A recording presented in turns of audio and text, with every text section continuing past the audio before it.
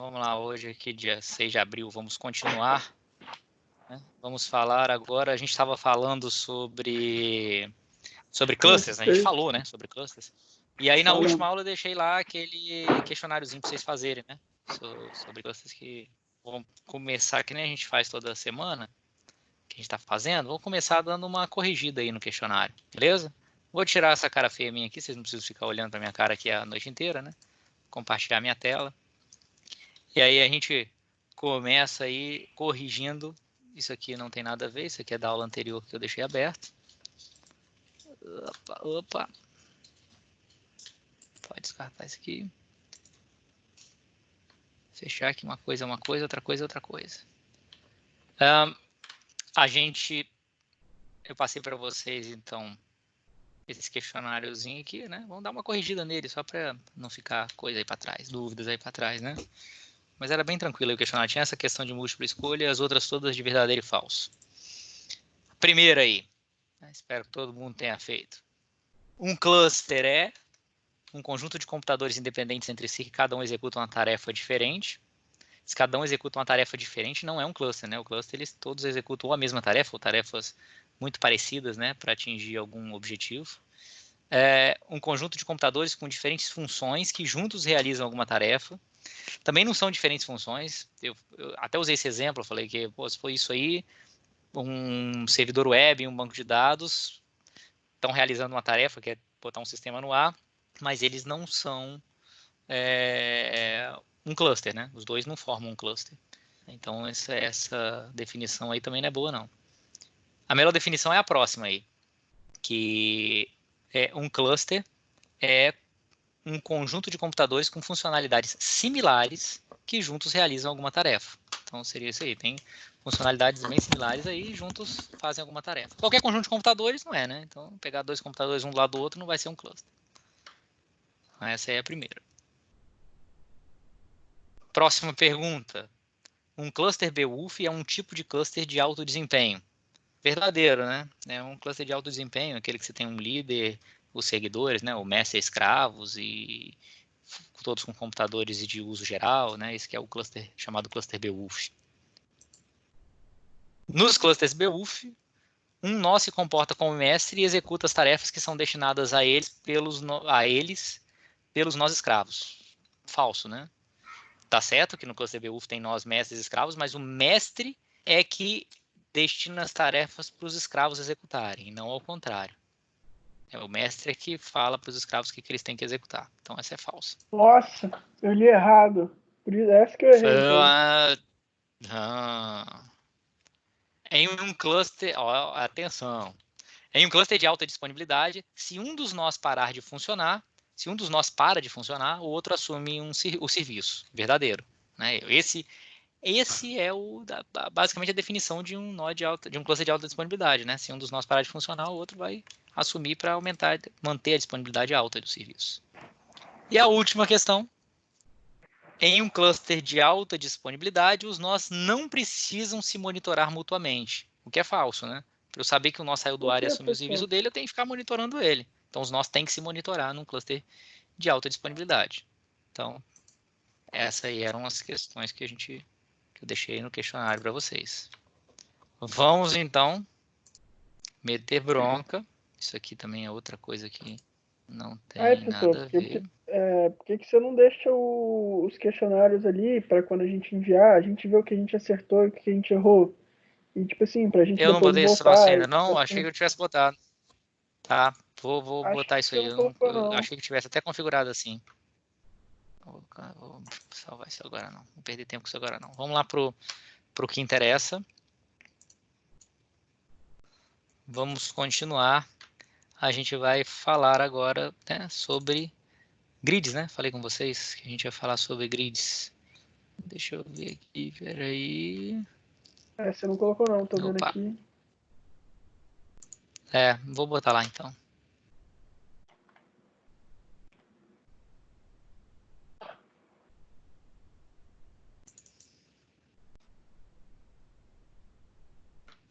Pronto.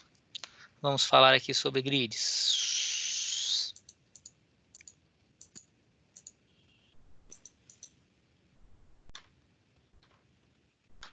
Ué, cadê aqui? Acho que eu tirei o compartilhamento, né?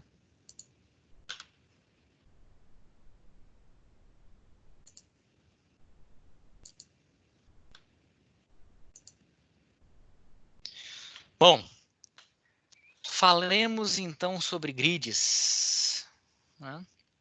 O que são grids? Na verdade, os grids são... Vocês estão me ouvindo? Então, né? Estamos ouvindo e vendo a tela. Beleza. Vou botar aqui. Os grids são... na verdade, são um parente bem próximo aí dos clusters de alto desempenho. Né? A ideia dos grids é o seguinte, é que você poder juntar vários recursos que estejam distribuídos geograficamente e que, com isso, podem formar podem contribuir com recursos para poder agilizar o processamento de alguma tarefa. O que é muito parecido com o cluster de alto desempenho. A ideia do cluster de alto desempenho é você ter várias máquinas, né, e o processamento pode ser distribuído entre essas máquinas para que seja efetuado de forma mais eficiente, de forma mais ágil, certo? No caso dos grids, né, o objetivo é o mesmo, só a forma de implementar isso é um pouco diferente porque a gente está lidando com máquinas que estão dispersas geograficamente, que não tem uma administração central, que são diferentes entre si. Como assim? A ideia dos grids é a seguinte: alguém pegou, olhou para a internet e falou, pô, cara, a gente tem um bocado aí de máquina na internet ociosa que não está fazendo nada, uma parte do tempo pelo menos, e que podia estar contribuindo para processar alguma coisa. Tá, a ideia do cluster é exatamente essa. Eu tenho várias máquinas, vou distribuir a tarefa entre as máquinas. Só que num cluster, as máquinas estão todas dentro de um mesmo data center, tem uma gestão centralizada, alguma equipe que gerencia ela, e aí eu tenho um nó mestre que vai receber as tarefas, vai direcionar para os escravos. Os grids, a ideia é um pouco diferente. Eu tenho já as máquinas espalhadas aí pelo mundo, boa parte dessas máquinas está sem uso, e aí eu vou aproveitar o poder de processamento dessas máquinas, né, da ociosidade dessas máquinas, para poder processar alguma coisa. Imagina, por exemplo, o caso de vamos pegar um caso concreto aqui. Imagina aí 3 grandes universidades mundiais aí, sei lá, Harvard, o MIT e a FAESA. As 3 resolvem montar um grid, né? As 3 têm vários computadores aí de alto desempenho, não sei o que e tal, e que a galera usa para fazer pesquisa, para projetar um monte de coisa, para simular um monte de coisa, sei lá. E aí os 3 caras falam assim, pô, seria interessante se nós 3 nos reuníssemos, o MIT, Harvard e a FAESA, se a gente se reunisse, cada uma disponibilizasse as suas máquinas para que essas outras instituições também pudessem utilizar, né, o poder de processamento delas quando elas não estivessem sendo utilizadas. E aí você monta um grid. A FAESA forneceu umas máquinas, a Harvard ofereceu umas outras máquinas, o MIT também, coloca essas máquinas aí no pool de máquinas de um grid, e aí quando eu tenho alguma coisa para processar, eu mando para o grid. O grid é o que é o grid? É o conjunto dessas máquinas, na verdade eu tenho um softwarezinho de gerenciamento do grid rodando em todas essas máquinas. Eu não tenho agora um mestre, todas as máquinas são mestres e escravos ao mesmo tempo. Eu mando uma tarefa para uma máquina dessas, a tarefa vai, em vez de processar só naquela máquina, ela é distribuída entre todas as máquinas do grid que estão ociosas.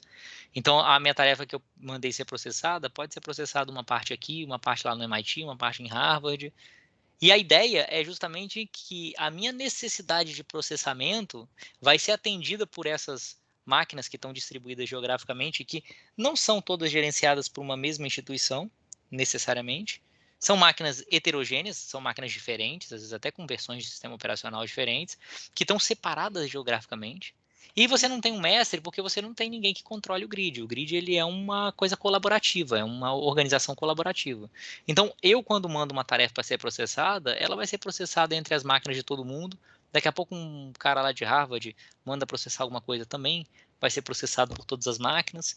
E a ideia do grid é que essas máquinas estão lá disponíveis nessas instituições e não são sendo usadas o tempo todo.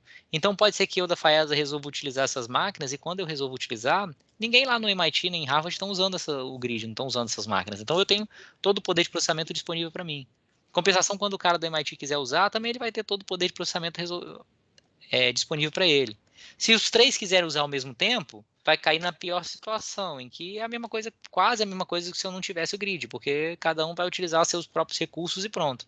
Mas quando eu quiser utilizar os recursos e outros não estiverem utilizando, eu posso usar todos os recursos disponíveis.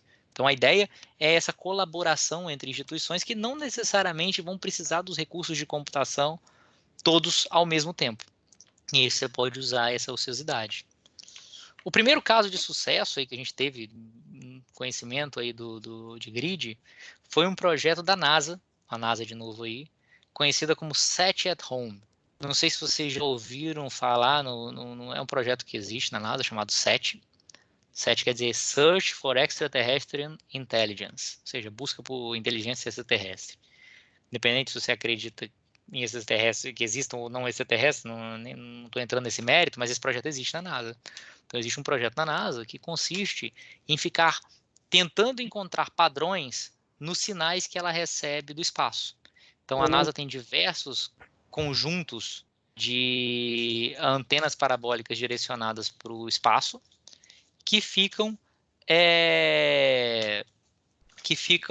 recebendo sinais do espaço. Só um minutinho, hein?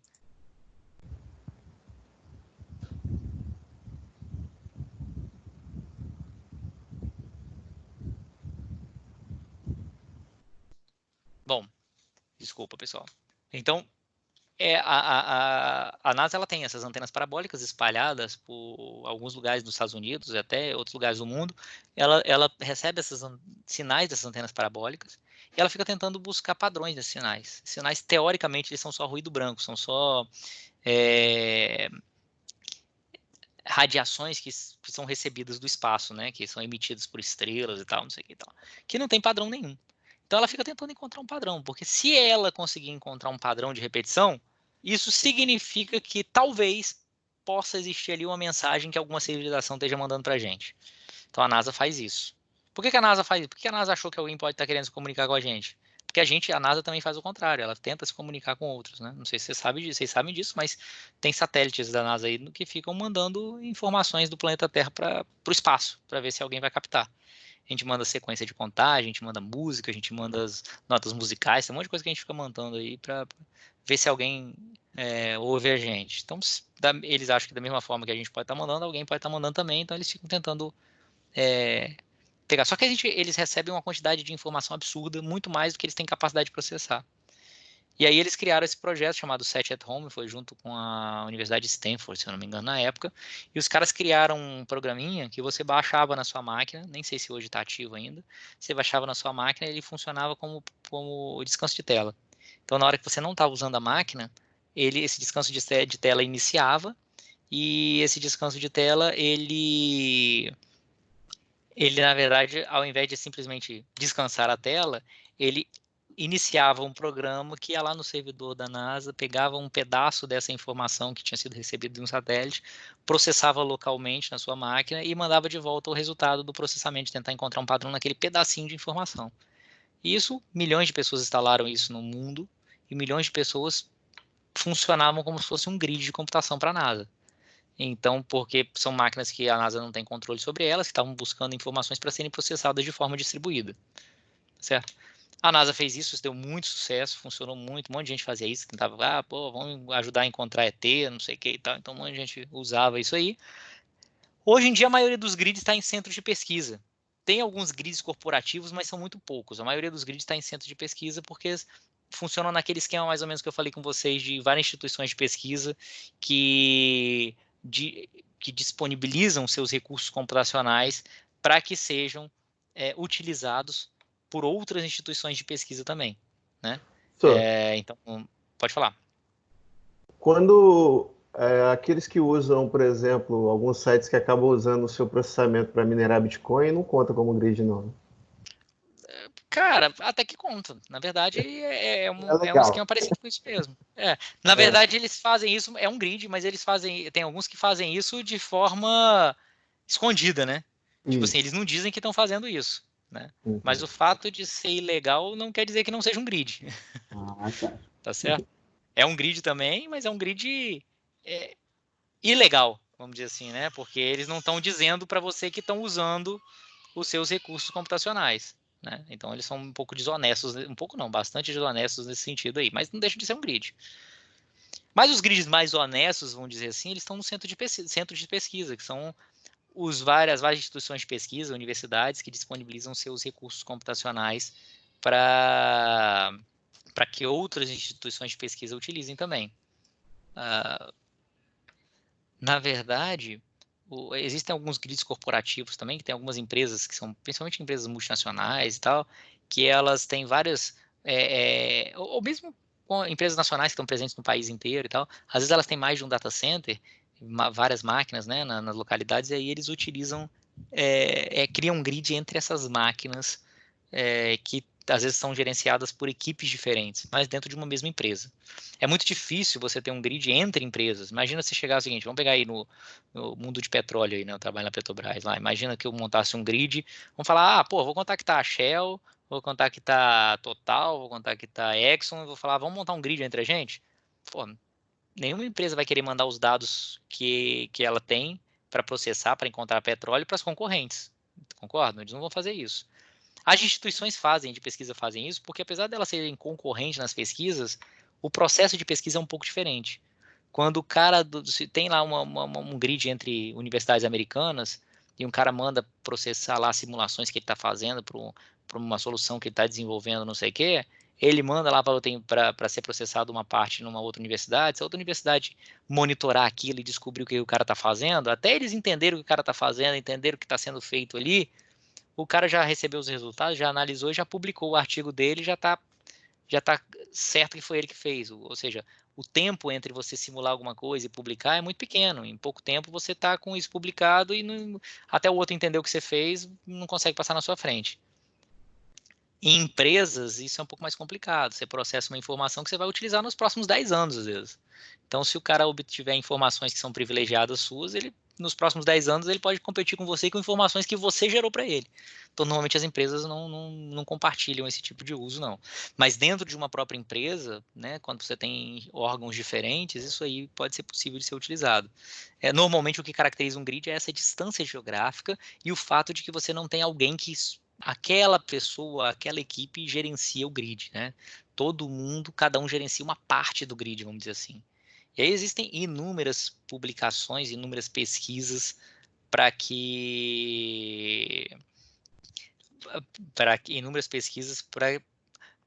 como que funciona o grid exatamente, porque se você não tem alguém centralizando isso, e aí como que você deixa uma pessoa entra pedindo recursos, ela vai ter todos os recursos que ela quer, não vai, tem várias publicações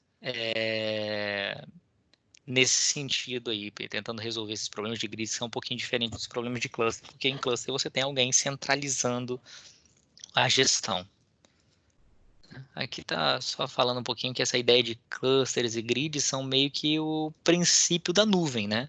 Depois a gente vai falar sobre nuvem, e aí a gente vai ver que quando a gente vai falando sobre nuvens são meio que uma evolução natural dos clusters e grids. Ou seja, são passos, né? Os clusters de alto desempenho, por exemplo, surgiram lá na década de 90, os grids na década de 2000, e a partir de 2010, agora a gente está em 2020, né? Mas começo de 2020 é que começaram a surgir as primeiras nuvens, que são meio que uma evolução desses conceitos aí, né? De você ter vários também data centers que processam as coisas, que são distribuídos, né? A diferença é que nas nuvens normalmente você tem alguém gerenciando. Tá claro um pouco a ideia de grids, assim, de maneira bem geral, como isso não é tão usado corporativamente, a gente só para dar o conceito dessa questão da dispersão geográfica, mas sem a gente entrar em muitos detalhes exatamente de como isso funciona, porque não vem bem ao caso aí para a gente agora analisar profundamente grids que são usados basicamente em instituições de pesquisa. Beleza? Mas se vocês quiserem, tiverem interesse, eu tenho vários artigos também falando sobre grids, que vocês podem olhar um pouco mais a fundo. Beleza?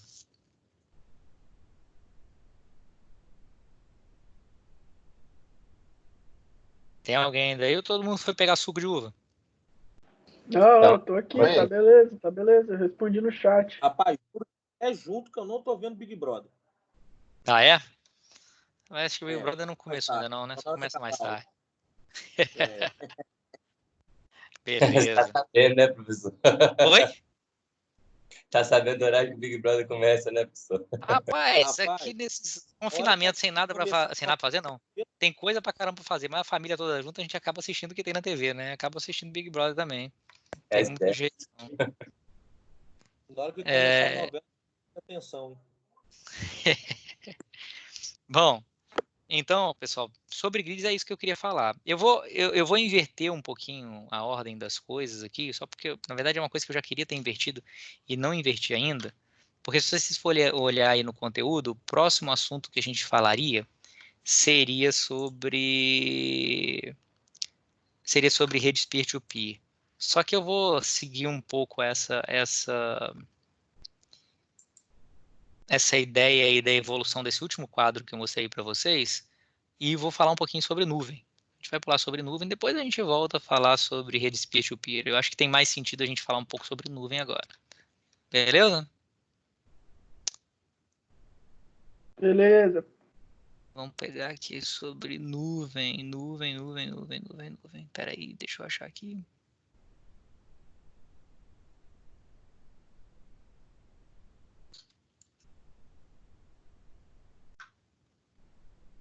Eu acho que esse PDF da nuvem, se eu não me engano, nem tá lá ainda.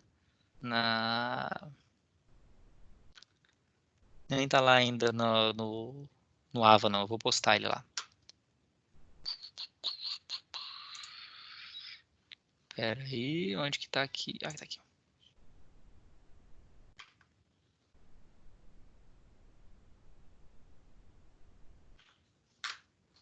Estão vendo aí? Tô. Tem um formatinho diferente aí, mas é a mesma coisa. Então vamos falar um pouquinho sobre nuvens. O que é a computação em nuvem? Acho que todo mundo tem mais ou menos claro aí, né? O que é a nuvem hoje em dia. Acho que quase todo mundo, se não usa diretamente, usa pelo menos indiretamente as nuvens, né? Então vamos falar um pouquinho sobre nuvem, mas sem entrar muito sem ficar perdendo muito tempo falando o que é a computação em nuvem, não. Vamos passar isso aqui mais rápido, porque eu acho que todo mundo tem uma noção. Se eu falar isso aqui e alguém falar, porra, não tem nem noção, beleza, eu volto tudo, tá? Mas só pra gente não ficar na mesmice aí. Vamos lá. A ideia da nuvem, na verdade esse nome, nuvem, né, vem do fato de que você não necessariamente precisa saber como que as coisas estão ligadas internamente, como que elas estão funcionando para você conseguir utilizar os recursos, né? É um pouco parecido aí com a ideia de que a nuvem é uma coisa que você não consegue tocar, né? Ou seja, é vamos dizer, vapor d'água, sei lá, alguma coisa assim, e a gente não consegue ver realmente como que ela é internamente, né? Ou seja, e na verdade quando a gente desenha computacionalmente alguma topologia e tal, não sei se vocês já viram alguma topologia desenhada, quando se desenha ela como uma nuvenzinha assim, isso é histórico, isso significa que você não sabe, não está preocupado ou não sabe exatamente como que é a topologia interna ali da rede. Então, como você não sabe a topologia interna ou não está preocupado com ela, você normalmente desenha uma nuvenzinha para dizer, ó, isso aqui é um negócio meio difuso aí, não estou muito preocupado em como que esse troço funciona, não. Né? Bom, a gente especificamente se refere à nuvem, né, quando a gente está falando de um recurso computacional que é dado é provido aí por uma empresa, ou por uma empresa normalmente, ou um conjunto de empresas, e que tem diversos servidores que ficam em um ou mais data centers, né? Então, não necessariamente só em um data center, mas você tem às vezes diversos data centers, e esses recursos ficam disponíveis lá para prestar algum tipo de serviço. Estou falando de forma bem genérica, né, mas mais ou menos é isso aí.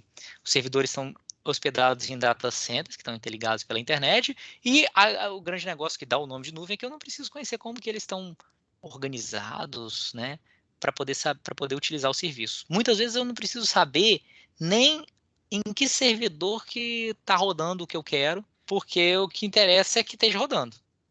Na verdade, ele é meio parecido com um grid, talvez até com os clusters de alto desempenho nesse sentido. Então, aquela figura da evolução do cluster de alto desempenho para um grid, para uma nuvem, faz sentido a partir do momento que a gente pensa o seguinte, no cluster de alto desempenho, eu pegava a tarefa que eu queria processar, eu entregava a tarefa que eu queria processar para o mestre, né, no caso do cluster de alto desempenho, e o mestre pegava essa tarefa e ele repartia entre os escravos. E eu não precisava saber qual escravo que estava processando o que eu efetivamente queria processar, né?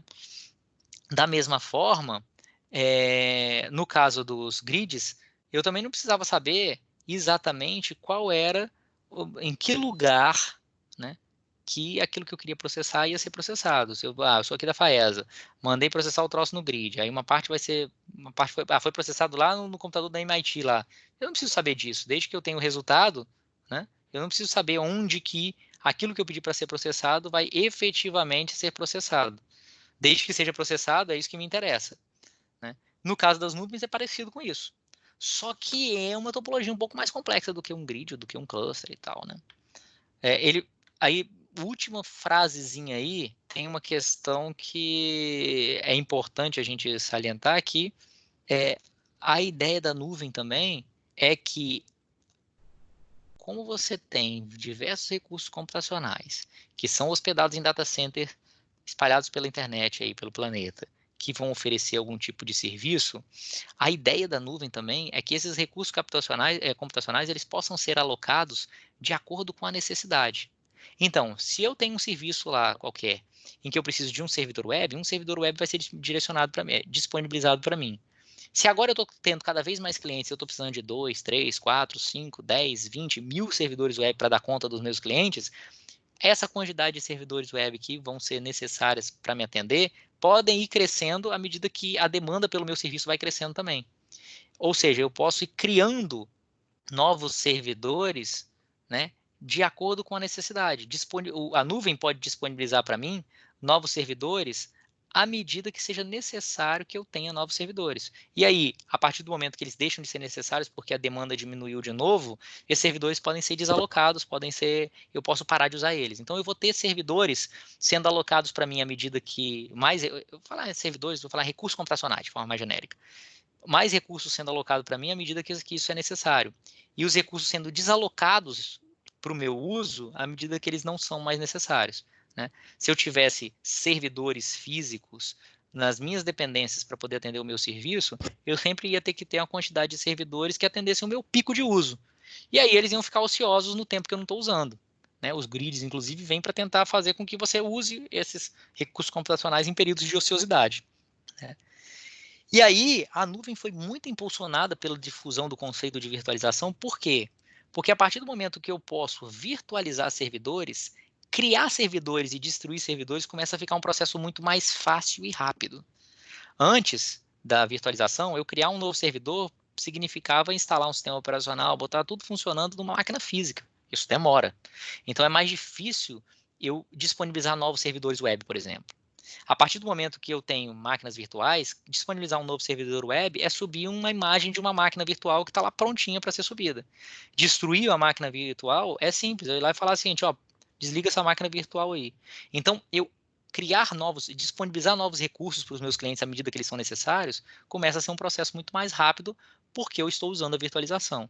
Então, a nuvem, ela se utiliza muito da virtualização, certo? E aí, cenários tipo esses aí que estão sendo exibidos, onde eu tenho uma demanda por recursos que vai variando ao longo do tempo, nesses casos, você ter seus recursos ou seu serviço sendo provido pela nuvem é muito mais interessante do que ter o seu serviço sendo provido por recursos próprios que você tem dentro da sua própria empresa. Por que isso?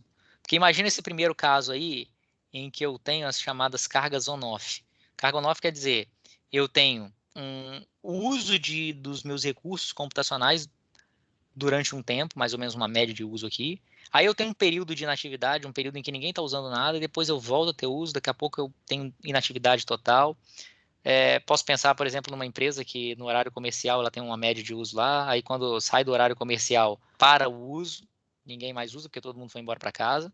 Não que nesse momento não esteja já todo mundo em casa, né? Mas nesse sentido, isso eu acho que vocês entenderam. Todo mundo para de trabalhar, pelo menos. Aí depois, quando volta o horário comercial do outro dia, volta ao uso normal.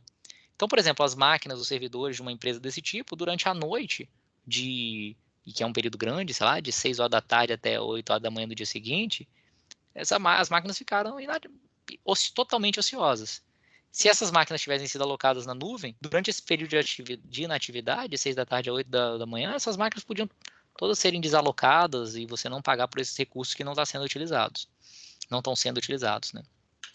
Você tem casos também de carga imprevista, que é essa figura aqui no canto inferior esquerdo, em que você tem um uso médio, o tempo todo mais ou menos uso médio lá, e de repente você tem um crescimento no uso durante um período e depois você volta a decrescer e volta ao seu uso médio tradicional. Quando você tem um negócio desse, você tem um crescimento muito rápido que você não tinha previsão de que isso acontecesse, se você está usando os recursos que estão dentro das suas próprias dependências, dentro da sua própria empresa, é meio difícil você conseguir atender essa carga imprevista, porque você não tem recursos suficientes normalmente para atender esse tipo de coisa, né? Você não, justamente porque é uma carga que não está prevista nas suas condições de trabalho tradicionais. Se você está com esse serviço sendo provido pela nuvem, aí é mais tranquilo.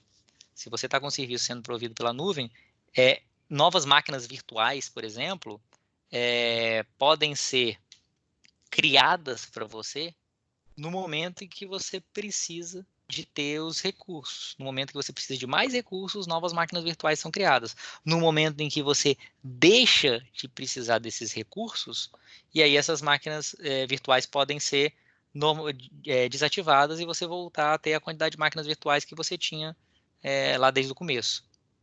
Tá certo? O crescimento rápido é o momento em que você tem um serviço que tem um boom qualquer e que aí você precisa crescer a quantidade de servidores de uma forma exponencial aí, bem rápida, e que seria muito difícil você conseguir fazer isso dentro das suas dependências, porque você teria que comprar máquinas e aí instalar as máquinas, e isso é um processo demorado. Na nuvem as máquinas já estão lá para você utilizar, né? Normalmente as máquinas estão lá, eles conseguem ter máquinas disponíveis porque eles atendem inúmeros clientes e nem todo mundo precisa das máquinas ao mesmo tempo.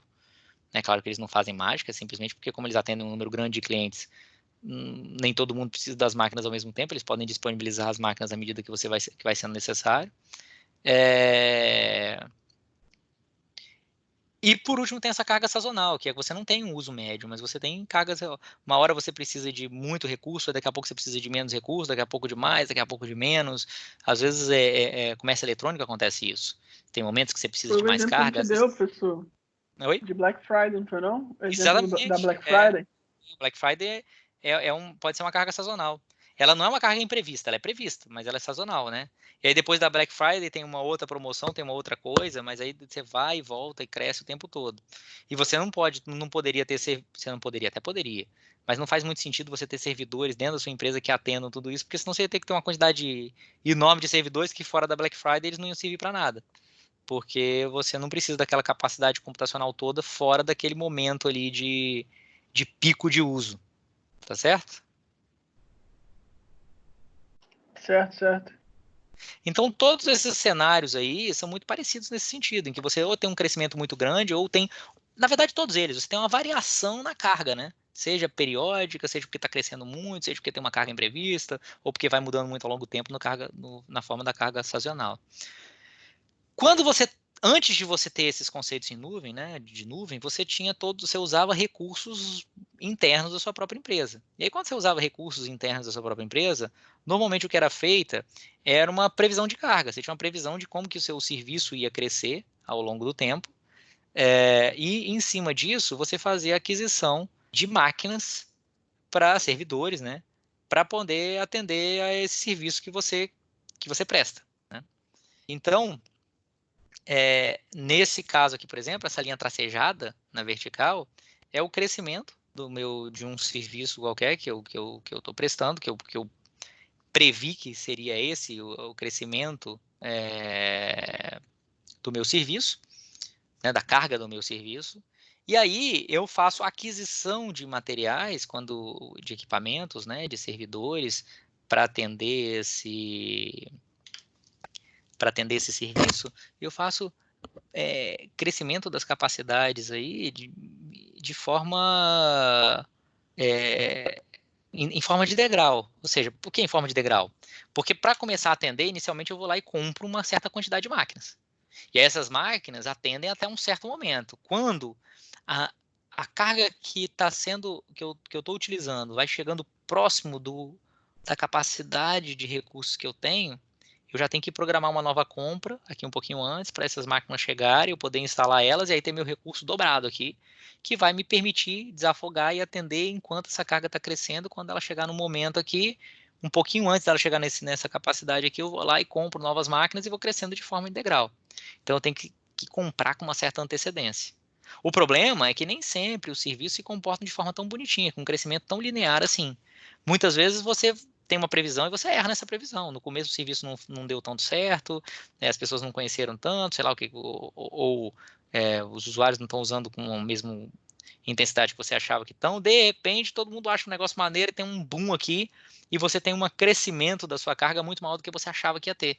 E aí se você tem se você comprou essas máquinas aqui esperando que essa capacidade só ia ser atingida nesse ponto aqui, e aí você se antecipou e comprou as máquinas, se você tem um crescimento maior do que o esperado, pode ser que seja um momento, que é esse momento aqui, ó, em que você tem a demanda maior do que a sua capacidade de atendimento. E aí chega esse momento que você não consegue atender essa quantidade de clientes, ou você tem um serviço deteriorado por causa disso, né? Até que essas máquinas novas aqui estejam instaladas e você consiga atender. Então tem esse momento aqui que você tem falta de capacidade, e também tem um momento que pode ter queda aqui de carga, né? Queda do uso do seu serviço, e que você tem esse custo fixo aqui de capacidades que você tem um vazio muito grande, uma diferença muito grande aqui que você não está usando esses recursos e eles estão lá ociosos. Você gastou, pagou por eles e você não está usando eles. A ideia da nuvem é que eu possa adequar a minha carga real, que é essa amarela, e eu posso adequar os recursos que eu tenho disponíveis a ela, né, para ficarem mais ou menos próximos do que eu realmente preciso. Então eu tenho a carga aqui crescendo e os meus recursos crescendo mais ou menos juntos com a carga. Eu tenho ainda um pouquinho de gordura, um pouquinho de margem, mas a margem é pequena. Diga. Onde é que você tá vendo carga amarela? Como é que tá? Qual que tá aparecendo aí pra vocês? A figura. Tá no slide da nuvem pra mim. Sempre esteve até agora, tá no slide da nuvem. Pra mim você nem mexeu. Não, mexi em todos já. O Abrantes também tá falando. Travou no também, primeiro no lá? Renan. Tá no primeiro, a nuvem. Ficou só na nuvem esse tempo todo. Eu só tô ouvindo você. Beleza, tirei o compartilhamento, vou compartilhar de novo. Vamos ver se vai resolver isso aí.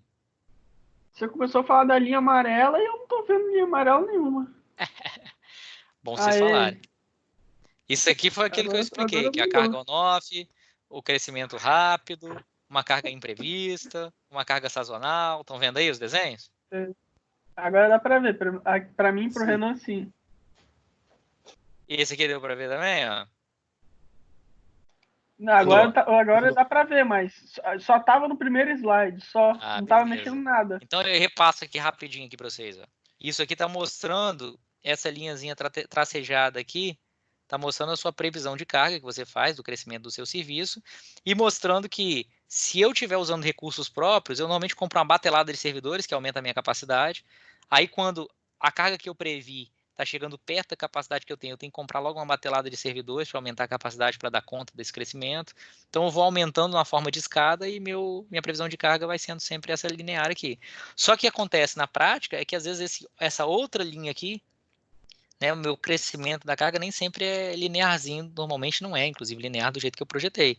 No começo está usando menos o meu serviço, depois tem um crescimento aqui, aí esse crescimento chegou num ponto aqui que eu preciso de mais recursos do que eu tenho de capacidade. Então, essa área aqui é de falta de capacidade, em que o meu serviço pode ser deteriorado, ou então eu não consegui atender mesmo alguns clientes. E em algum momento para frente também eu posso ter uma queda no uso do meu serviço, porque as pessoas pararam de usar por algum motivo, depois voltam, e aí durante esse período tem muito mais capacidade, muito mais máquinas do que eu tenho de demanda. Então, eu tenho aqui um desperdício de recursos. Então, nesse momento, eu tenho uma falta de recursos, nesse momento, eu tenho um desperdício de recursos. Dá para ver isso na figura aí? Dá sim, dá sim. Agora tem uma figura amarela aí. Vê se não tem agora a linha amarela aí. Aê, agora eu tô sim. vendo.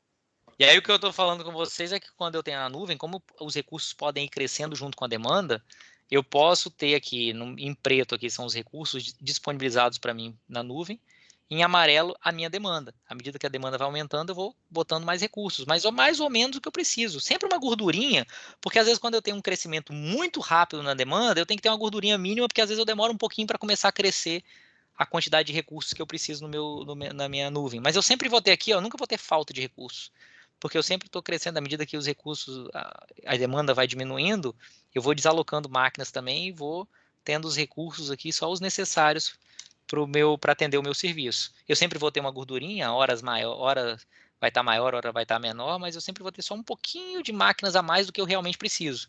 E eu consigo atender sempre a crescimentos exponenciais. Né? Tem uma... Deixa eu pegar aqui, acho que está mais para frente aqui. Ah, tá. Bom, vou falar um pouquinho mais, a gente chega num exemplo que é bem legal sobre isso aí. Algumas características algumas características aí da nuvem, né? É que normalmente, hoje em dia, os serviços de nuvem, eles são são self-service, ou seja, o cliente, ele próprio, ele pode provisionar recursos que são necessários, né? Então, você mesmo pode ir lá e falar assim, eu quero provisionar esse recurso, aquele recurso e tal. Quero mais espaço de armazenamento, quero o que for. As redes de acesso são bem rápidas nas nuvens e tal, e você não tem que se preocupar muito onde estão os recursos. Eu peço espaço de armazenamento na nuvem, quero um novo servidor. Exatamente onde está esse servidor, exatamente onde estão esses recursos, não chega a ser um problema muito grande, tá certo? Eu não preciso saber onde que eles estão e como que eles estão para poder fazer o uso deles. E essa capacidade que a gente chama de elasticidade, que é essa capacidade de você aumentar os recursos que você tem disponíveis de acordo com a necessidade. Beleza? Beleza. Então, essa elasticidade aí que a gente está falando também, ela, né, pode ser traduzida no que a gente chama de escalabilidade. A escalabilidade é você poder escalar, você poder aumentar os seus recursos de acordo com a necessidade, e aí eles permitem uma cobrança que a gente chama de pay-per-use, ou pay-as-you-go. Você paga só pelos recursos que estão sendo utilizados mesmo. É um tipo de cobrança muito comum na nuvem, né? E aí você tem custos menores do que você adquirir equipamentos, porque os equipamentos nem sempre você está usando todos os recursos deles o tempo todo, certo? Professor, Tem um exemplo bem... Oi, pode falar. então, você falou que você só paga pelo que você usa. Mas segundo Isso aquela linha preta e amarela, que você sempre tem uma capa de gordura a mais, você falou que você vai ter um certo número de servidores disponíveis, mesmo sem usar eles, só Não, estando lá pronto para você depende. usar, você o paga? Depende. Tem modelos Então de você paga serviço ali que você paga, tem modelos de serviço que não. Tem modelos de serviço em que você paga pela disponibilidade, tem modelos de serviço que você paga só pelo que você efetivamente usou. Aí depende um Tudo pouco bem. do que você quer. É muito comum nas nuvens você pagar pela disponibilidade. Você fala assim, vai crescer e você vai pagar só o que você usa, mas você garante um mínimozinho ali e tal, para ter certeza de que você não vai faltar na hora que você precisar. Entendeu? Então você pode, às Você vezes, sabe pagar um pouco pela sua gordurinha também. como funciona na AWS? Então, você tem esses dois modelos de pagar só pelo Uhum. estritamente o que você usa ou pagar por essa gordurinha em todas as nuvens, ou seja, na AWS, no Google, trata o serviço. Entendeu? Tudo bem. Valeu. Tem um exemplo bem legal aqui, que é a AWS, inclusive, que disponibiliza, que é de uma empresa chamada Animoto, nunca ouvi falar, mas o caso dela é interessante, que é é uma startup que tinha serviços de upload de música, imagens, videoclipes e tal, para você criar vídeos a partir das suas imagens, dos seus próprios vídeos. E ela começou atendendo mais ou menos 5 mil usuários por dia. E aí, em 2008, ó, isso é antigo, em 2008, ela começou a oferecer os serviços dela no Facebook. E aí, em 3 dias, ela subiu de 5 mil usuários para 750 mil usuários. Ou seja, ela subiu aí 150 vezes, né? 150 vezes. Com picos de acesso de quase 25 mil usuários por hora. Ela só conseguiu atender isso porque ela teve que aumentar de 30 para mais de 3 mil servidores em 3 dias. Ela só conseguiu atender isso porque ela tinha os serviços dela na nuvem, na Amazon. Né? Ela pagava 10 centavos de dólar por servidor por hora. E aí, quando a demanda reduziu de novo, porque ela teve um boom inicial, que todo mundo achou legal, no Facebook começou a usar, depois a demanda diminuiu de novo, e aí automaticamente o número de servidores na nuvem diminuiu também. Isso aqui é um gráfico real do número de servidores virtuais, né, que foram criados na Amazon para atender esse serviço.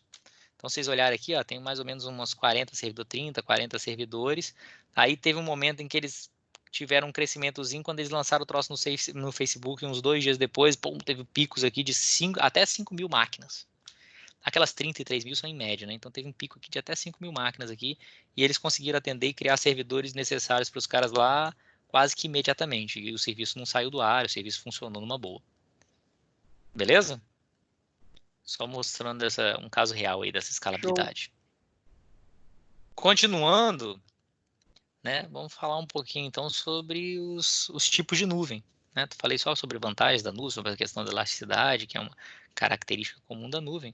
Mas vamos falar um pouquinho sobre os tipos de nuvem mesmo. Então eu tenho alguns tipos de nuvem diferentes de acordo com os objetivos da nuvem que você tem e as características dela. A gente basicamente pode classificar as nuvens em 4 tipos diferentes, sendo que 2 são os mais importantes, né, que é a nuvem privada e nuvem pública, mas a gente também tem chamada nuvem híbrida e nuvem comunitária. Vou falar um pouquinho de cada uma delas, são conceitos bem simples. Nuvem pública, primeiro. A nuvem pública é aquela nuvem é pública, mas não necessariamente gratuita.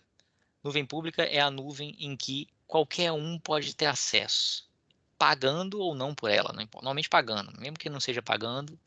A nuvem pública quer dizer que o acesso é público, não que o uso é gratuito. Estou falando isso porque tem gente que confunde, acha que nuvem pública é só nuvem gratuita, e não é verdade. A AWS, que a gente estava falando agora, que é da Amazon, a Microsoft Azure, né, que é a nuvem da Microsoft, Google Cloud, todos esses são exemplos de nuvens públicas. Ou seja, qualquer um pode ir lá, criar uma conta, e desde que pague, fazer uso dos serviços deles. Então, isso é o que a gente chama de nuvem pública. As nuvens privadas são normalmente uma infraestrutura de nuvem que é para uso exclusivo de uma organização. Né? Normalmente você monta um esquema de nuvem dentro de uma empresa. Como assim montar um esquema de nuvem dentro de uma empresa? Eu vou lá dentro da minha empresa, né, no meu data center, monto um esquema de serviço de nuvem, que eu posso posso fazer com que os meus servidores dentro da minha empresa funcionem como a Amazon funciona. Posso criar máquinas virtuais, posso criar espaço de armazenamento, alocar tudo dinamicamente de uma forma bem simples, como a nuvem faria. E eu vou falar daqui a pouco sobre os tipos de serviço de nuvens, então a gente vai entender talvez melhor um pouco como que você poderia implantar isso dentro de uma empresa, né? É o que a gente chama de nuvem privada, é a nuvem que tem serviços ofertados só ali para dentro da empresa, para os funcionários da empresa, né? E assim, por exemplo, né? Para os departamentos da empresa. Então o uso está restrito a uma empresa. A nuvem híbrida, na verdade, é uma infraestrutura que serve meio que para integração entre nuvens privadas e públicas. É muito comum, por exemplo, as empresas montarem nuvens privadas, e aí quando você poder criar servidores ali dentro, e você também ter uma parte dos seus servidores, dos seus recursos dentro da nuvem pública. E você querer que os sistemas da nuvem pública conversem com os da nuvem privada. Ou você ir criando servidores, quando os seus recursos de nuvem privada estiverem exauridos, você começar a criar na nuvem pública, né, automaticamente. E aí a nuvem híbrida são soluções que permitem a comunicação entre a nuvem privada e a nuvem pública para que elas funcionem como se fosse uma coisa só. E por último, a nuvem é menos implantado, isso é mais complexo. E a nuvem comunitária, por último, são infraestruturas de nuvem voltadas para uma comunidade específica, não é público, não é para todo mundo. elas oferecem serviços só para um grupo específico de usuários, né? É muito comum, por exemplo, você ter nuvens para governo, né? Tem uma nuvem, por exemplo, a Prodest, né? O SERPRO, na verdade, que é o Serviço de Processamento de Dados do Brasil, eles têm um serviço de nuvem que atende basicamente aos governos, né? Ao governo, aos vários ministérios do governo, para rodar os sistemas do governo. Então, isso é uma nuvem comunitária. Não é uma nuvem privada, porque o SERPRO oferece, não é para o próprio SERPRO, ela oferece para todas as áreas do governo, né? Então, isso seria uma nuvem comunitária. A Microsoft, por exemplo, a Azure, tem uma parte da Azure que é só para governo, só para o governo americano. Então, é uma parte da Azure que é uma nuvem comunitária, não é todo mundo que pode ter acesso àqueles recursos lá. Inclusive porque são data centers que ninguém sabe onde ficam, que são top secret a localização deles, né? Porque tem dados confidenciais, dados estratégicos do governo, né? E assim por diante. Beleza? Os dois mais importantes, os dois mais usuais são nuvem pública e a nuvem privada. Nuvens de dentro da empresa e nuvens de fora da empresa. Bom, continuando aí os nossos tipos de nuvem, nossos esquemas de nuvem aí, vamos falar um pouquinho sobre os tipos de serviço que as nuvens normalmente oferecem, né? Então, existem basicamente 3 tipos. Existem variações desses tipos de serviços oferecidos, mas existem basicamente 3 tipos de serviços que são oferecidos pelas nuvens privadas, públicas, o que quer que seja. A primeira delas é o que a gente chama de SaaS, que é Software as a Service, software como um serviço. Tem o PaaS, que é Platform as a Service, e IaaS, que é Infrastructure as a Service. Software como serviço, plataforma como serviço, infraestrutura como serviço. Eles estão na forma de uma pirâmide aí, a gente vai entender melhor quando a gente estiver falando sobre os tipos de nuvem aí, os tipos de serviço oferecidos pela nuvem. Eles estão na forma de uma pirâmide porque, na verdade, a gente vai ver que o SaaS, ele usa, né, serviços do PaaS, que por sua vez usa serviços do IaaS. Então, por isso, é um construído em cima do outro, digamos assim. Tá certo? Vamos falar então sobre cada um deles, para ficar mais claro aí pra gente. Eu tenho aqui, tô falando aqui sobre cada um deles. Depois eu vou voltar para esse desenhozinho aqui. Vamos falar sobre cada um deles aqui primeiro. Bom, primeiro modelo de serviço, que é o software como um serviço, né? No software como um serviço, ou SaaS, é quando a nuvem oferece para o cliente aplicações que estão totalmente instaladas na nuvem. Eu vou dar exemplos que talvez fique mais claro. O Gmail, o Dropbox, o Google Drive, o OneDrive, o Office 365 que você usa, né, pelo navegador. Todos esses serviços que você usa pelo navegador, que você não precisa instalar nada na sua máquina, que o serviço está tudo pronto ali para você usar, são exemplos de software como um serviço. Tem alguns sistemas de ERP, né, de gestão e tal, que rodam totalmente na nuvem também. Esses caras são software como um serviço. Você usa essas aplicações normalmente através de aplicações web, né, através de navegadores web, e o cliente, quem está fazendo uso do serviço, não precisa saber em que servidor aquilo está instalado, não precisa cuidar de instalar a aplicação, de atualização da aplicação. Você usa Gmail, você não precisa se preocupar. Se o Gmail está rodando em servidores o quê? Windows ou Linux? Não me interessa, não faz diferença para mim que estou usando. Em quantos servidores está rodando? Onde estão esses servidores? Meu Gmail, que eu estou acessando agora, está rodando um servidor no Japão, na Indonésia, nos Estados Unidos ou aqui no Rio de Janeiro? Não importa, eu estou usando. Não importa qual. Vai ter atualização de versão do Gmail. Ninguém tem que me avisar, simplesmente atualizam e o troço continua funcionando para mim. Então eu não tenho que preocupar com nada. Quando eu não tenho que preocupar com nada, eu simplesmente uso o software, é o que a gente chama de SaaS, ou seja, software como um serviço. Um outro modelo, que é conhecido como Platform as a Service, ou plataforma como serviço, o que a nuvem oferece para você é uma plataforma de desenvolvimento ou uma plataforma de serviços. Então, a nuvem oferece para você um banco de dados, como um serviço, banco de dados que está lá instalado para você utilizar e pronto para configurado, e as atualizações vão ser todas por conta do provedor de nuvem. Ele oferece lá para você um ambiente para você executar seu código Python, por exemplo. E aí você pega o seu código Python, coloca lá, que vai acessar o seu banco de dados no sistema de banco de dados que eles estão oferecendo, que você vai lá e cria as tabelas. Então, você é responsável pelo seu código Python, você é responsável pelo seu banco de dados, mas eles te ofereceram a plataforma. Então, eles atualizam o sistema gerenciador de banco de dados, eles mantêm o Python atualizado, eles mantêm o sistema operacional que está por baixo disso tudo, que você não precisa nem saber qual que é. Você não precisa saber se é Windows, se é Linux, o que é, se é macOS, o que é, não importa para você. O que importa para você é que você tem um ambiente para executar seu código Python, você tem um ambiente para o seu banco de dados. E você põe lá seu serviço funcionando, que você implementou em Python, por exemplo. Isso é a plataforma como um serviço. Você tem que cuidar, o cliente tem que cuidar da aplicação, mas porque a aplicação é ele que desenvolve, mas ele não tem que se preocupar com a infraestrutura por trás do funcionamento da aplicação, né? Isso é a plataforma como um serviço. E por último, na infraestrutura como um serviço, o provedor de nuvem oferece para o cliente um recurso computacional, normalmente virtualizado. Oferece uma máquina virtual para você gerenciar. Se você quiser instalar um servidor de banco de dados, você que vai ter que instalar o servidor de banco de dados. Se você quiser instalar uma aplicação, o Python, por exemplo, você que vai ter que instalar o interpretador Python. Tem lá um Windows bonitinho para você usar, ou Linux bonitinho para você usar lá. Se você quiser atualizar, aplicar patches no Windows, no Linux e tal, aí tem dois tipos de serviço normalmente. Um que a nuvem, ou a nuvem faz no mínimo isso para você, atualiza, aplica patches para você, ou então um serviço que nem isso eles fazem, em que eles só te entregam a máquina virtual com um sistema operacional, ou até você instalando seu sistema operacional se você quiser, e aí você cuida de tudo, né? Mas a ideia do IaaS é que eles te oferecem isso. Aí ele te oferece espaço no storage lá para você armazenar, espaço para você armazenar dados, oferece backup e tal, oferece rede, né, e tal, mas você tem que cuidar de tudo, de toda a sua infraestrutura.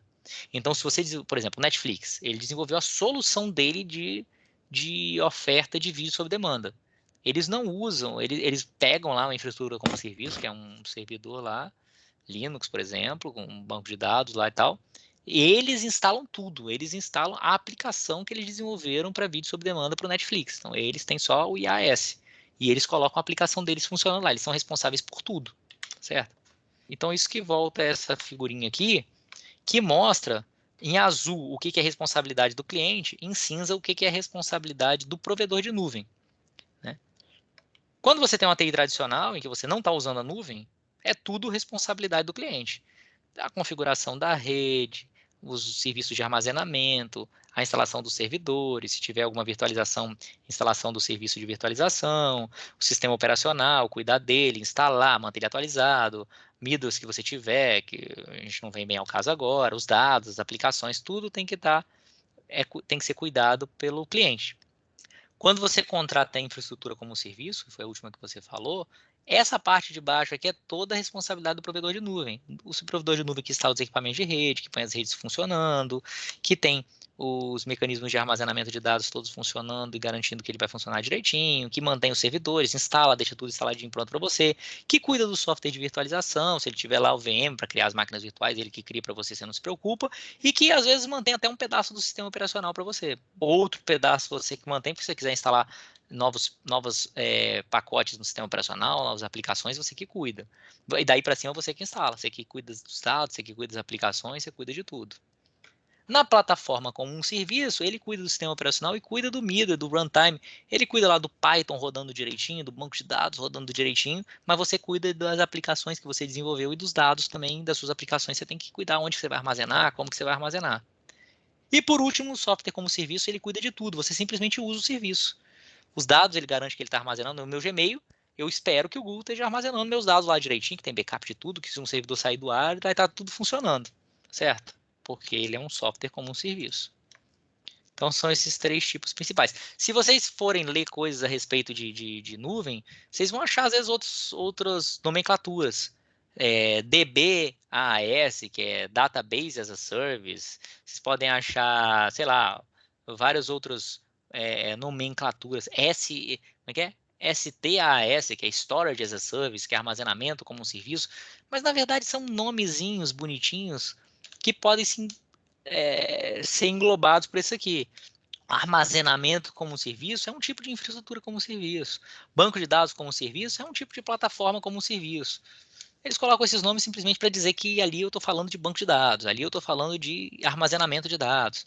Mas essas 3 classificações, a SAS, PAS e IAS, são classificações internacionais que foram definidas pelo NIST, NIST é uma National Institute of Standards, não sei lá, é uma organização americana que padronizou essa nomenclatura. Então, você falar SAS, PAS e IAS, no mundo inteiro, todo mundo entende o que é isso. DBAS, STAS, isso aí são nomenclaturas meio comerciais que as pessoas vão usando para dizer que estão falando especificamente de banco de dados, especificamente de armazenamento e assim por diante.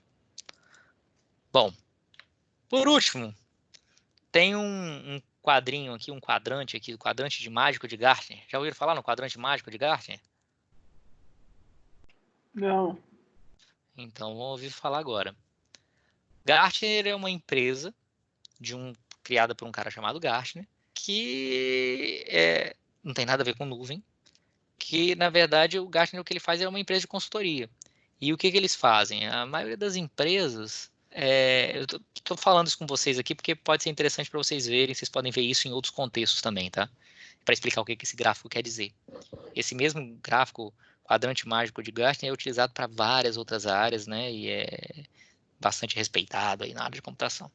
O Gartner é uma empresa de consultoria que basicamente fica monitorando vários mercados, fica vendo como que eles estão evoluindo, como que estão evoluindo as soluções de nuvem no mundo, como estão evoluindo as soluções de storage no mundo, como estão evoluindo as soluções de redes no mundo, as soluções de segurança de informação, as soluções de rede sem fio, as soluções de, sei lá, de tudo que você possa imaginar, eles ficam monitorando e eles fazem relatórios periódicos sobre como que está a evolução desses mercados. E eles fazem relatórios completos, dizendo o que foi criado de novo, quais foram as empresas que se destacaram. São relatórios de páginas e páginas e páginas que as empresas compram isso. As empresas assinam pacotes do Gartner e têm acesso a esses relatórios. Isso serve para empresas de médio e grande porte que querem acompanhar o que está acontecendo no mercado e nem sempre o cara tem tempo de ficar acompanhando. Então ele contrata o serviço do Gartner que dá para ele os relatórios do que está acompanhando. Aí quando o cara quiser contratar um serviço de nuvem, ele vai lá no Gartner e olha quais são os serviços de nuvem que estão se destacando. Ao invés dele fazer o estudo de mercado, de nuvem, de história, de tudo, ele vai lá e pega o que o Gartner falou, que é mais fácil, mais rápido e confiável. Então, uma das coisas que o Gartner observa é como é que está o mercado de nuvem. E aí, para o mercado de nuvem e para todos os outros mercados, eles lançam relatórios enormes e eles lançam esse quadrante mágico que tenta mostrar um quadrinho só como que está o mercado. E aí esse quadrinho é dividido em 4, por isso que é um quadrante, porque são 4 áreas. E aí no eixo Y, quanto mais para cima no eixo Y a empresa tiver, maior a habilidade dela de executar as soluções mais eficientes e mais modernas na área que ela se propõe, por exemplo, no caso em nuvem. E quanto mais à direita no gráfico, aqui no eixo X, quanto mais à direita no gráfico, maior mais completa é a visão da empresa, ou seja, maior o leque de soluções que a empresa oferece. Ela não oferece uma solução de nuvem que atende só um mercado pequenininho, não.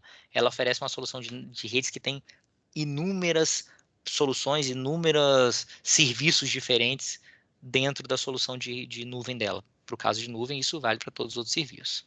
Então, se eu pegar aqui, por exemplo, esse quadrantezinho de baixo aqui, ó, eu estou falando na figura, vocês estão vendo a figura, né? Tô sim. Beleza. Ok, tô sim. Então, esse quadrantezinho aqui inferior esquerdo, né, ele é nomeado aqui como players de nicho, né, que são as empresas de nicho. São empresas que oferecem soluções que têm uma visão não muito completa, pequena, ou seja, oferecem não muitos serviços na nuvem, poucos serviços na nuvem, e que a habilidade de executar também é pequena. Também é pequena porque elas não oferecem muita coisa, então elas não precisam ter uma habilidade muito grande de oferecer coisas. Então está aqui, por exemplo, a nuvem da IBM, a nuvem da Oracle, a nuvem da Alibaba, que é aquela empresa chinesa que tem crescido bastante. Por que isso? Porque, por exemplo, vamos pegar o caso da Oracle, porque a nuvem da Oracle, ela tem vários serviços, mas ela é voltada principalmente para serviços de banco de dados. É uma nuvem principalmente para banco de dados. Como é uma nuvem principalmente para banco de dados, muito focada nisso, tem outros serviços também, repito, mas é muito voltada para banco de dados, aí se diz que ela é um nicho, é um player de nicho, porque você quer uma nuvem essencialmente para banco de dados, a Oracle pode ser uma boa solução. Mas fora isso, não, porque ela atende muito a um nicho de mercado ali. A IBM tem uma muito de processamento de alto desempenho. A Alibaba é para comércio eletrônico, não sei o que e tal. E tem crescido mais na China agora. Os visionários são os caras que têm uma visão bem completa, mas nem tudo que eles estão pensando em fazer, eles conseguem fazer no momento. Né? Não tem muito aqui no caso de nuvens, não. Os challengers são os desafiadores, são os caras que conseguem executar muita coisa, mas ainda tem uma visão pequena. Tem poucos serviços, mas eles conseguem fazer muito mais do que o que eles oferecem. Então, eles têm um potencial muito grande. E os líderes são os caras que oferecem soluções bem completas e muito bem feitas, né? Tem uma habilidade de executar muito grande. E aí é que entram os 3 principais players de mercado. Ó. A AWS, que é a líder de mercado ainda, a Microsoft, que vem logo atrás, e o Google, que vem crescendo muito, tá? Esse aqui é de 2018, a gente já tem 2 anos aqui na frente, o Google já subiu.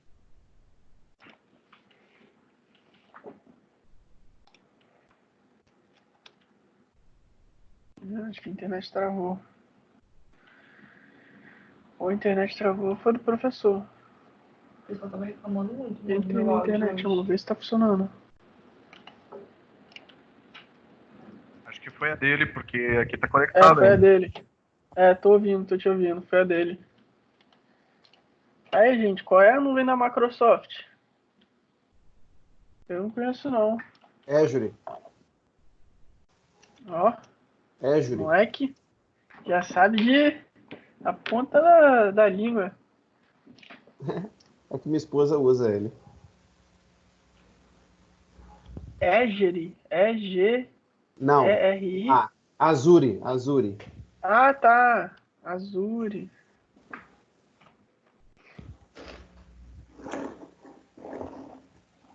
A internet dele eu acho que já foi.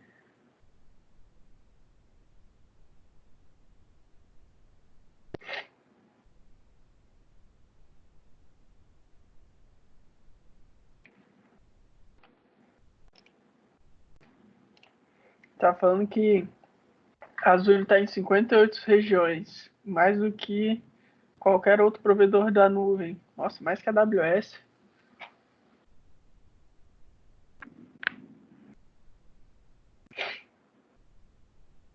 Tem um provedor aqui no Brasil.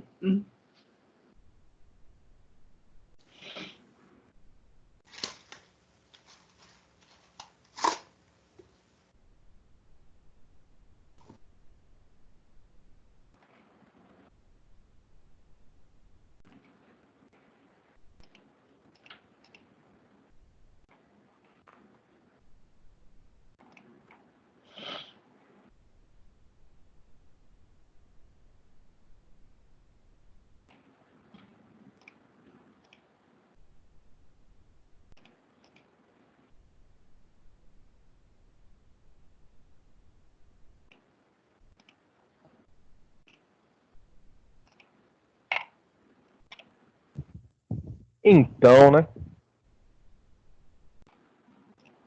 Né? 15 minutinhos para dar as 10. Será que caiu mesmo? Ah. Ou caiu ou acabou a bateria do laptop dele, né? São as duas únicas coisas que eu imagino.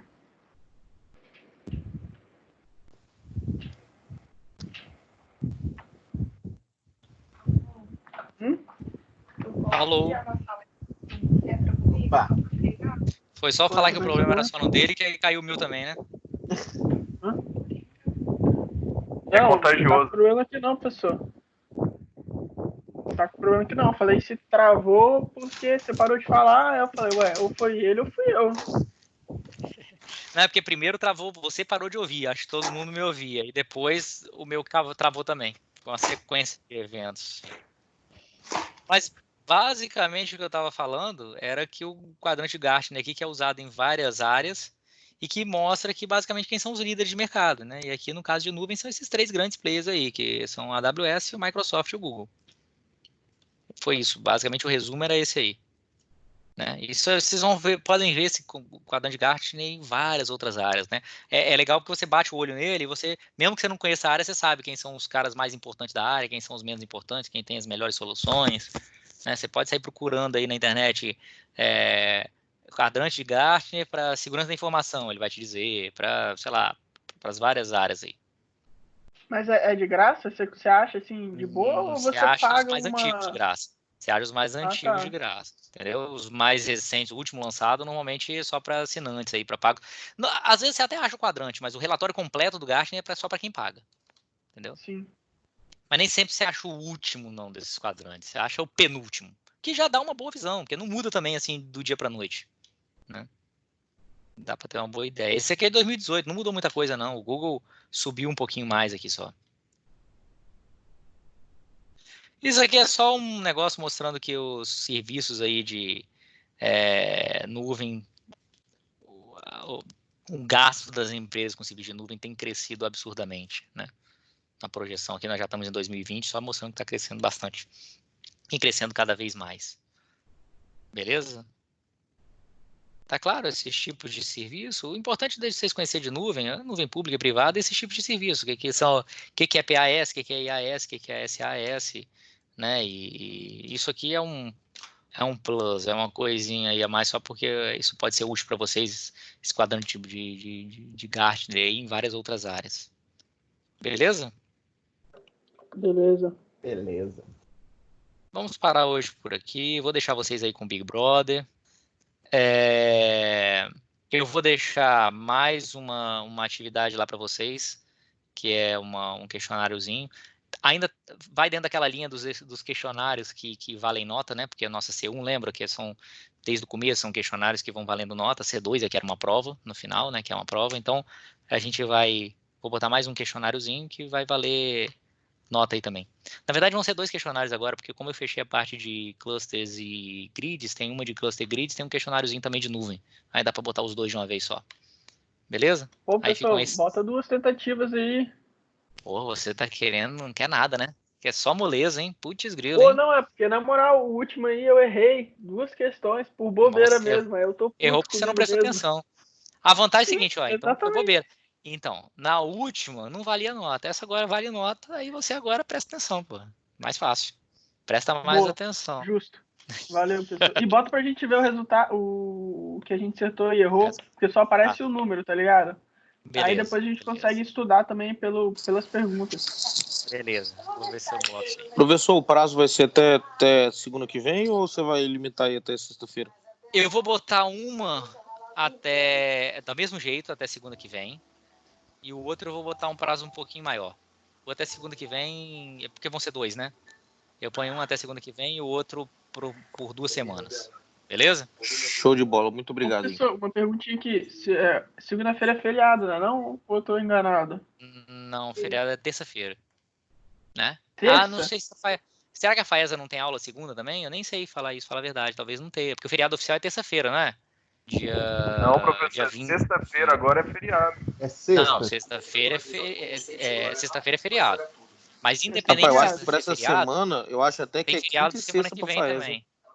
Eu acho que para FAESA é quinta e sexta. Mas além disso, tem Acho que é feriado quinta semana e que vem sexta. também, que é...